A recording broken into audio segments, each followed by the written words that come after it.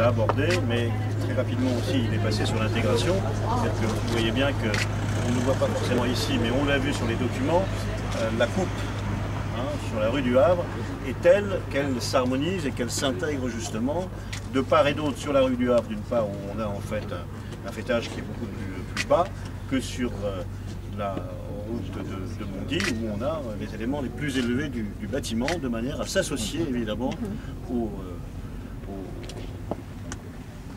à l'architecture de chacune des deux rues. Voilà, il y a ça. Bon, évidemment la question des espaces verts qui a été compliquée quand même à pouvoir gérer, mais on est bien arrivé.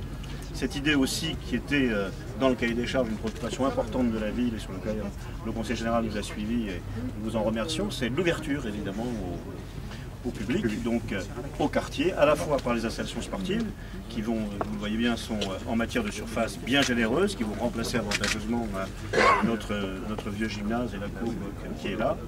Et puis évidemment cette salle qui est ouverte également au quartier, aux associations, parce qu'on sait très bien que sur le quartier sud, on manque de locaux qui soient ouverts justement à la présence du milieu ambiant et notamment du milieu associatif. Donc je crois que très franchement, on le verra une fois achevé, mais on en a une idée quand même. Et que le groupe Eiffage a répondu, le Conseil général d'abord, bien évidemment, pour l'élaboration du cahier des charges, et puis le groupe sur un résultat qui nous semble complètement satisfaisant. Monsieur le maire, si je puis me permettre, il y a aussi un moment, mais peut-être que M. Chaudier sera directement intéressé par ça. Je pense qu'il y a, on l'a vu tout à l'heure, il y a dans l'environnement immédiat, il y a beaucoup de riverains qui devront encore être rassurés quant aux problèmes de circulation, les risques, les problèmes de chantier, etc. Je crois qu'il faudra prévoir une information complémentaire peut-être dès que ça va commencer, aux fins de leur apporter toute quiétude quant à leurs préoccupations. Vous avez raison, on fera des réunions d'ailleurs tout au long du chantier, y compris dans les différentes étapes. On va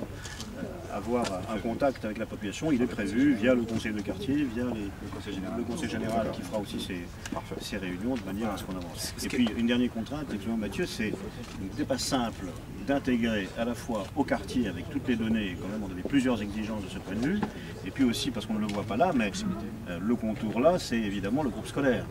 Et il a fallu aller jusque dans le détail de la salle de repos des enfants de l'école maternelle, son isolation par rapport à la cour de récréation du collège, enfin voilà, tous ces petits détails au fur et à mesure, notamment dans la discussion avec les habitants, et lors de la dernière réunion, moi je rappelle que l'architecte avait pris en compte cette préoccupation des parents d'élèves et s'est retrouvé très très rapidement, en quelques jours en fait, inclus au projet dans son évolution. Je crois que ça c'est très important, c'est la manière dont évidemment on peut travailler de façon idéale.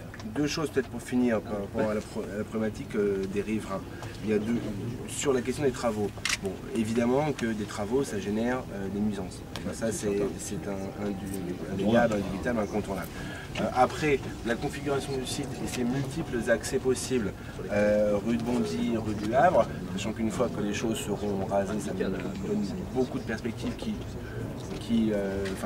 sont l'évolution de chantier avec plusieurs phases qui sont quand même assez faciles à gérer pour nous, contrairement à un chantier comme celui de Jean Lursa où on avait accès à un seul endroit dans une petite rue, donc ça c'est facile. Et après par contre sur les riverains, je pense qu'il faut aussi les rassurer sur les nuisances une fois que le collège sera là. Il y a deux temps. Voilà, il y a les deux temps. Je vous montre quand même, messieurs, c'est quelque chose qu'on a pris en compte. Quand vous voyez sur le plan ici le parvis, on va regagner de l'espace public. C'est-à-dire qu'aujourd'hui vous avez juste cette petite zone-là, toute cette zone-là sera ouverte pour, entre guillemets, passez-moi l'expression, mais notamment le stockage des collégiens le matin, dans le moment d'attente, pour pas qu'ils se retrouvent 400 élèves ou 600 au milieu de la rue, que l'entrée se fait en 3 temps. Il y a d'abord l'espace extérieur, le parvis extérieur du collège, le parvis intérieur, et c'est seulement après qu'on arrive au sein de l'établissement à proprement dit. Donc il y a toute cette logique de travail sur les transitions qu'on a vraiment essayé de penser aussi en fonction du quartier.